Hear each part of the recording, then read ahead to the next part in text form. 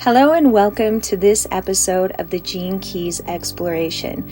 My name is Shelly Szigli and I am a Gene Keys guide. I'm excited to be sharing with you an exploration of each of the gene keys, starting from the first gene key, moving our way all the way through to the 64th gene key.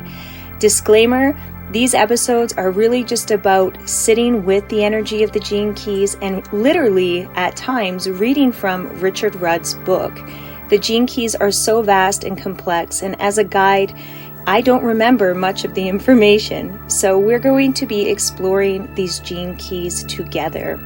You can find my work at www.genekeyrecordkeeper.com. And other than that, I just hope you enjoy the show and enjoy this exploration. Please feel free to share it, leave us a review, and tell us how this exploration was for you. All right, hello, my name is Shelly Szigli, and I'm going to be taking you on a journey today through the 12th gene key in this exploration. The 12th gene key in Richard Rudd's book, Embracing Your Higher Purpose, The Gene Keys. It is titled A Pure Heart. Now, the 12th gene key, the shadow is vanity, the gift is discrimination, and the siddhi is purity. So this gene key, the 12th gene key, happens to be in my hologenetic profile. So it is a gene key that I am familiar with. Like I always say and give the disclaimer of, I am not an expert in any of the gene keys, and not even the ones in my own chart, really. The wonderful thing about the gene key system is you don't need to be an expert. And in fact, if you think you are an expert, you're missing the whole point of the gene key synthesis. So the point here isn't to come on and be like, oh, this is in my chart and I know it so well. I don't know it so well, but I am familiar with it and I am excited to share it today because it's one that collectively, like all of them, has quite a big influence over humanity. So the shadow of the 12th gene key is called Vanity. It says here in the book, the final trial. So I'm just going to start this one out by reading straight from the first paragraph in the book, and let's just see where that takes us. The 12th gene key, along with the shadow and siddhi, is one of the more extraordinary and far-reaching archetypes in the human genetic matrix. In the relationship between this knowledge and genetics, each of the 64 gene keys has a corresponding chemical family known as a codon in the genetic code. In order to decipher the genetic code, scientists have to find chemical marker points in the mass of coded information that lies in the DNA. And these markers points are known as the start codons and stop codons. Such chemical punctuation marks have an unusual place of importance within the totality of the genetic code itself. This 12th gene key, along with the 56th and the 33rd, is related to what science terms the stop or terminator codons.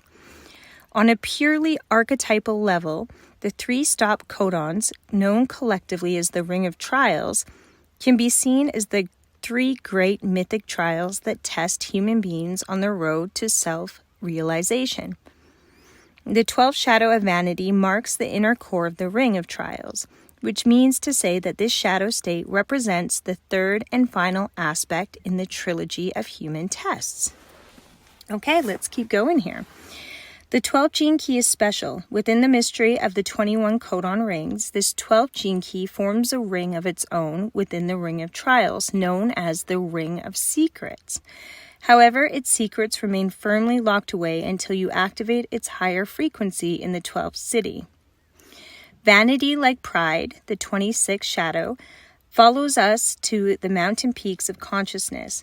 It is an uncomfortable word for most of us, and in our vanity, we do not usually like to associate ourselves with it at all. Unlike pride, which thrives before an audience, vanity is a far more internal shadow. Vanity is like the lichens that cling to the rocks of the highest of the mountain ranges. No matter how far your awareness advances, vanity will cling subtly to you, even at the highest of vibrations. In one sense, vanity is the very first human vice, and it is also the shadow to let go of you. The 12th shadow is the love of your own uniqueness. It is about learning to love yourself, which is the true definition of vanity. However, vanity only stops being vanity when you realize that to love yourself is to actually love everyone else. A revelation demanding a quantum leap out of yourself altogether. This 12th shadow is therefore deeply involved with issues of personal power, as well as the human yearning to express the purest qualities latent within your soul. It allows you to progress to great intelligence and artistry, but at the same time prevents you from stepping into your wider heart. Vanity is afraid that if you come from your heart, you will lose your power. Because it involves the expression of the soul or heart, this gene key is deeply involved with your ability to connect with the power of your own breath and emotions. It is connected to the thyroid and parathyroid glands, and in particular the human larynx, the prime organ of speech. It is humanity's vertical larynx that sets us apart from other animals. In esoteric lore, it is said that the animals with horizontal larynxes operate under a group spirit, whereas the development of our upright larynx allowed the introduction of the ego. Indeed, it is this 12th gene key that allows your thoughts to be translated into language and vibration, giving you the illusion that your words have independent power. Out of this concept of independence were born two powerful human attributes, vanity and ego. Interesting. Okay, so I'm going to move on a little bit here. Vanity also goes beyond words and can hide in silence. Sometimes your vanity is hidden in what you do not say. It hides itself away in your thoughts and feelings. Wherever there is self-identification, there is vanity. The reason that vanity is such a great trial for human beings is because it lies outside the scope of your ego. So you may well be thinking, what can I do about it? How do I transform the shadow state? Well, because the shadow is so elusive, it is better not to think of it at all. This is funny because as I'm reading, I'm like, why do I keep reading? And because I keep hearing, because you're not supposed to think about it or even tap into that in that way. Okay, even the very thought that you might be overcoming your own vanity leads to more vanity. All you need to know is that as long as you experience yourself as separate from life, as long as you feel the strength and wonder of your individuality, vanity will still be there, quietly keeping pace with you. It is only as of late in your evolution, as you approach the highest frequencies of the cities, that vanity will finally and suddenly release its hold on you. Okay, so this is interesting. So vanity is not ego. They're saying that they are partners, and that this part of us, this vanity, is, this is interesting. I'll tell you why it's so interesting to me, because the placement of this gene key in my personal chart is actually in my attractor field. So the attractor gene key, your attractor field gene key is found within the Venus sequence. And it really has to do with how you pull and bring and attract others, other people, other situations, other things into your world. So I have this shadow in that place of my attractor field, which when you're doing the Golden Path journeys, there's also a pathway there that I'm not going to dig into because you won't understand this unless you actually go through the courses in the Golden Path series. You won't understand what I'm talking about. But that vanity is really part of being human. It's part of the human, I want to say self, right? But it's part of our psyche and the way that we operate. And, well, everything's built around this, really. Every system, every position, if we look at, secondary education and we look at class systems, all of these different things, vanity is looped through all of these parts of our world and our society that it makes it a really tricky one to see. But very much present, and like Richard says in this book, almost impossible to move away from.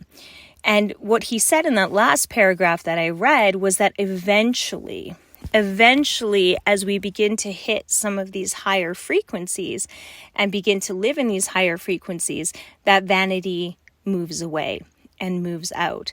So the other thing I thought that was really interesting that I want to talk about is this idea that we can't think about it or ponder it without going more deeply into it. Isn't that interesting, right?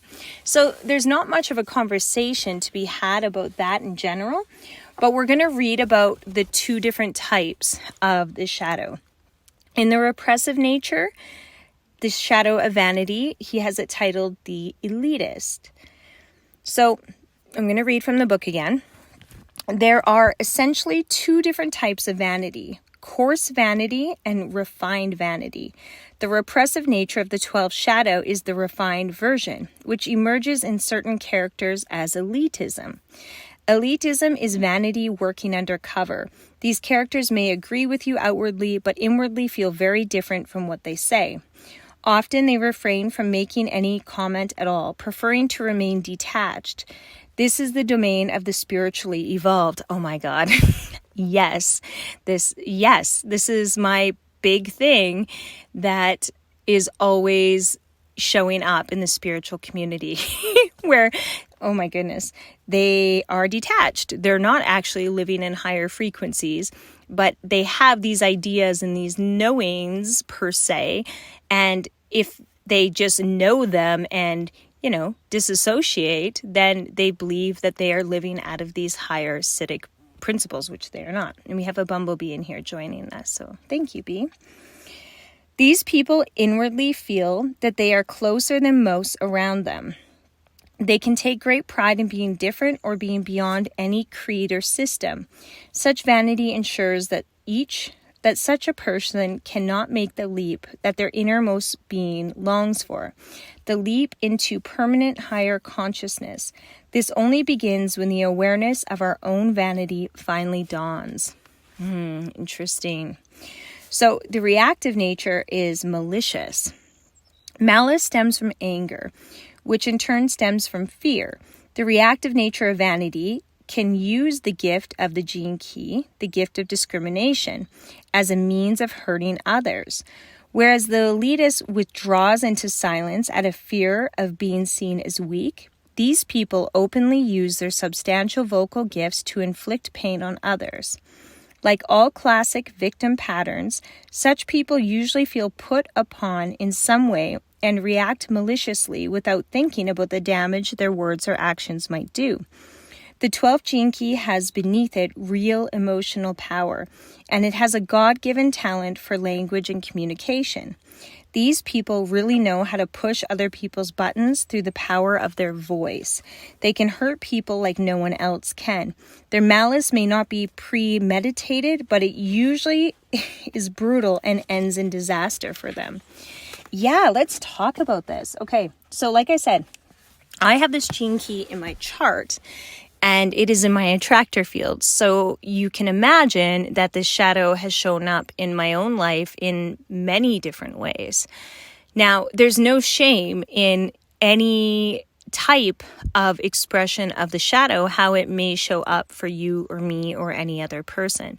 The elitism form of vanity, or the shadow of vanity, just makes one think they're above. So they disassociate. They don't really care, right? They're like, I already got this. And I can resonate with that. And probably so can you on some level if you're honest. And I sure hope if you're listening to these that you are honest. Well, I don't think you'd have much use for them if you weren't. Anyways, so now the other one, what did he call it? Oh my goodness, I forget. Give me a second. Malicious. Oh yeah, like I know that frequency too, right? The angry, the one who can take something and see it from a different way and a different perspective. So the malicious, yeah, I did it the other day, right? My husband, I told him something. He didn't react in the way that I wanted him to. So I said that something like this. I said, you're not my friend. That's malicious. That's the shadow of vanity showing up. After I said that, I thought to myself, like, what the HE double hockey sticks was that? Now, I did come to him very soft and very gentle. I did really need his genuine care for what I was saying, because it did impact not just me, but our family and our home. And he did slough me off. However, the bold claim, right, of you're not my friend was definitely said with some egoic vanity undertone, right? So again, there's no shame in it, because we all do things like that, right? The distorted child expression is oftentimes reacting from the repressive state of the vanity shadow, right? The shadow of vanity. So there's nothing to be ashamed here. So I'm excited to just keep going and read what the gift is. And it's the gift of discrimination. This is the gift of the 12th shadow, the secrets of high art. So I'm going to read from the book because I'm not really sure what that means. Discrimination may not sound like much of a gift, but when you truly understand the 12th gene key, you will see that there is great power. To discriminate is to know inherently what and who is healthy for you in your life. The energy of vanity is simply self-destructive unless it can be put to good use. Discrimination is exactly that. You take your vanity, the urge to be better or somehow purer than others, and you tune it into art. You turn it into art. The 12th gift is deeply associated with the arts, with music, with language, with dance, with drama, and above all, with love. The love within the 12th gift is not universal love as the 25th gene key. It is all about falling in love. This is human love with its attendant drama, obsession, beauty, and danger. Vanity is about loving only the self, whereas discrimination is ultimately about loving the things and people outside yourself that make you feel good. Wow, this is powerful. This is resonating big for me because in October of 2022, I began making soul dolls, and have thus in 2023, I began building my brand, Soul Dolls, which is all about creation, creativity, art, colors, shape, textiles. It's beautiful. So this 12th gift is about feelings. If this gift is a powerful aspect of your hologenetic profile, you will be strongly motivated and moved by feelings and emotions throughout your life. Your gift is to communicate these feelings to others, and you may do this in a myriad of ways. If you are strongly influenced by this gift, you will recognize the beauty of true expression, which means that you will also recognize when something or someone is not expressing true soul. Ding, ding, ding. I can see it right away. Even in myself, I can see it right away. Yes. Okay. Where are we? Right. This can make you one of the best critics of others. However, this gift is not about criticizing flaws and details in others, which is a lower expression of the 18th gene key. It is designed to spotlight that which is not authentic. Ding, ding, ding, ding. Discrimination is about being attuned to a higher frequency, which means that it can metaphorically see through walls. Whenever a person is faking or has a concealed agenda, one with the gift of discrimination will immediately feel it as a deep discomfort. If they do not fall in love with something, they distrust it, and the same goes for the people in their lives. To such a person, authenticity is everything. Amen. People with the 12th gift cannot be taken in by the enchanters or the idealists in the world. They have a deep respect for purity, and it is rooted in a natural process. The programming partner of this 12th gene key is the 11th gift of idealism, which means that they too are idealists, but they understand that idealism requires the balance of pragmatism and discrimination. Otherwise, it is nothing more than a pipe dream. The gift of discrimination does not set you apart from the crowd. It has no choice in doing so because it naturally is seeking a higher frequency. It represents an aspect of your DNA that is constantly striving for something higher and purer, which means that it directly challenges anything or anyone that is influenced by compromise. Discrimination gives humanity a taste of a higher order operating behind the scenes of life. This is why it so often manifests through true art. They are true art lovers. The 12th gift does not shy away from anything that is authentic, no matter how messy it can be. These people are the great food discriminators, music discriminators, and language discriminators. They can become the great artists, virtuous poets, actors, and educators of humanity. Their gift is to enter unafraid into the drama of life, allowing it to flow through their veins and being expressed through their feelings. Okay, wow. So, not to make this about me, not to go into vanity and make this about me, but I'll give you an example. Because this is in my attractor field, this gene key is very important, and being in that position is also very much a reason, and it gives a clue as to how I'm doing the work that I do, right? So someone with this gene key, and even, right, we all have these aspects of the gene keys, is someone who's walking through life following and tracing this authentic frequency. And what ends up happening is that as you're following this frequency, whatever comes or into your reality or into your field that is not of that frequency can't stay there. And not because one is better than the other, but that frequency that is there that doesn't belong literally will not be able to stand the frequency of someone in this gift or who has this gift. They will project, they will, and again, this isn't in Richard's notes, this is just what I'm very aware of in regards to this, right?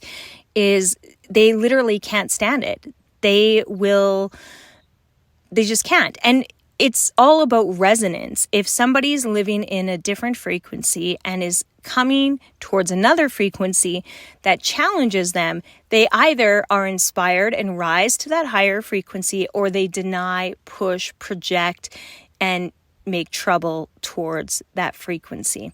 So that can be an issue for somebody with this gene key really prominent in their world. So it literally means that people can't be in your space and you can't be in other people's space that don't resonate and grow and thrive off this frequency of growth, really. Okay, so the Siddhi is purity. Swallowed by the void, right? Okay, so the human yearning for true love is in reality a lower frequency of a permanent state existing at a higher level of consciousness. This state, called many names by many cultures, is essentially your pure nature, untarnished by human desire and beyond the dualistic mechanism of your mind. Only the higher mind, which is another expression for your heart, can begin to understand the purity, the 12th Siddhi. Vanity and purity are mirrors at the two ends of the spectrum of human consciousness. With vanity, your lower self falls in love with itself, and with purity, the higher self falls in love with itself. You might say that purity is when the divine falls in love with you. This can only happen when you come within the sphere of divine love. Your behavior, your thoughts, your feelings, the very air you breathe must resonate to one purpose, what the Sufis call falling in love with the beloved. The beloved is not something out there. It is the essence of your true nature, and you do fall into it because it resides deep within you. Vanity, as we have seen, pursues you right to the end of your journey. Even when you're living from the higher frequency of your gift, vanity is still there. Absolutely, it doesn't go away. Only when you have attained the highest peak of consciousness does the mystical event occur. You give up everything you have attained. You have to court annihilation. This is the final of the three great trials in the Ring of Trials. An opening from above and below then occurs simultaneously, and you enter the hallowed sanctuary of the innermost of the codon rings, the ring of secrets. But for this miracle to occur, your vessel must be absolutely pure and flawless. Not there, right? You're not there either. We're not there yet. This is a part like when my children are grown and I'm in the later ages of my life and I'm no longer operating in the human world, perhaps this Siddhic state will become part of my reality. When your heart finally remembers its own original purity, only then will you finally and willingly give up your existence. Right. So remember that for most of these gene keys, all of them, really, to enter into the Siddhic state, so above the gift, into the Siddhic level, you're giving up your humanity, right? So we operate in a world where living in these Siddhic states and being in them all the time isn't practical and isn't going to work. I know there may be some people that would argue with me, but I feel that they're in the, reluctant part of the shadow of vanity, which is the part that is like, oh, I've already done it. It's easier than you think. I've got it, right? A lot of spiritual teachers along the way who like to tell me that they know something or challenge me or all of this. These are people who are living in the reluctant part of, is it reluctant or repressive? I don't even know, but that gene key. So the point is really, I suppose with this gene key, so we're not trying to overcome vanity. We're not trying to do anything. We're just trying to live from the place of following what is of the higher frequency, trusting when something feels off or someone feels off, right? I've had to learn that many times, is literally being able to hear and feel the thoughts of others coming towards me, but not wanting to believe them. So denying them, pushing them to the side, believing what the person says, only to find out, oh yeah, what I was picking up telepathically was actually correct. I just didn't want to hear it or feel it. So the discernment is important. When you feel something from someone, it's, especially if you have this gene key in your chart, trust it. If they feel black, they're black. If they feel jealous of you, they're jealous of you. If they feel like they want to take from you, they want to take from you. If, they're showing you the signs through your feeling, then, take it. Trust it. You got to trust it. And I feel like as well, sometimes when we don't want to feel it and we don't want to trust it, we want it to be something else, then we have to take ownership of cause and effect, right? The effects of staying around energies that are not going to meet you in your frequency, but yet you have to go to their frequency. That is going to cause havoc in your world, and at least be responsible for the cause and effect in your world, okay? So I'm going to wrap this gene key up. This is a reminder for those of you who have not gone through the Golden Path journey. The Golden Path journey are 3 online courses, and they are invaluable. No, valuable. They are valuable. I always get those two mixed up. But if you haven't gone on these courses yet, through these courses, I really suggest you click the link in the description of this video to my platform, www.genekeyrecordkeeper.com. You're going to be taken to my website where you can purchase your Gene Key Record Keeper, which is the book that I created to track a person's, your essentially, hologenetic profile and all the information that you could ever want to record on your specific gene keys, their placements, their lines, all of the different information that you will learn as you go through the 3 courses on the Golden Path journey. Now, once you purchase your workbook, you can click on the Golden Path activation sequence, which is the first one on my website, and you start there. Now, you do not have to purchase the Gene Key Record Keeper. You can take these courses anytime you want, in any order you want, but if you want to get maximum maximum results. It's not even results. Maximum expansion, I suppose.